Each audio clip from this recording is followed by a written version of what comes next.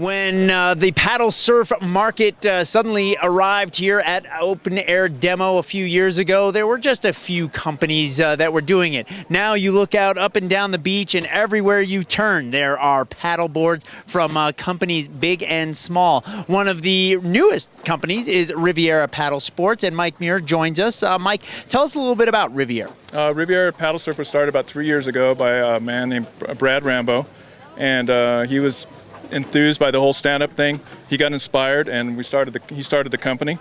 And we started out with one label, which was the Ron House brand, which Ron House, if you did your research, was one of the innovators of stand-up. He started with Laird. When this whole thing started early on, I think it's been about plus or minus 6 years, I think, since they started working together, developing the shapes, and now it's blown into what you can see today.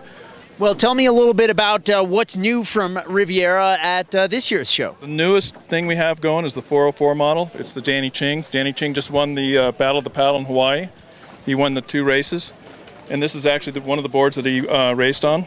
And what sets it apart from other paddle boards out there? It's just design. It's all about design. And this is built for speed.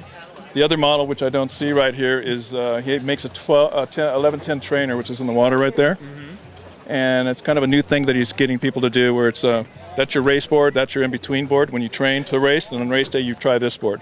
You ride this board, I'm sorry. And, I see you're using a lot of different materials, fiberglass. This looks like a carbon. Fiber, yep. And this is fiberglass with epoxy resin. This is same thing. This is just painted fiberglass. And then we also have another one. This is sort of a molded board. More durable. And so for people who are just getting started in the sport, how would you get them into, why should they buy a Riviera? Just we know our, we know our stuff. I guess we have some of the best boards going.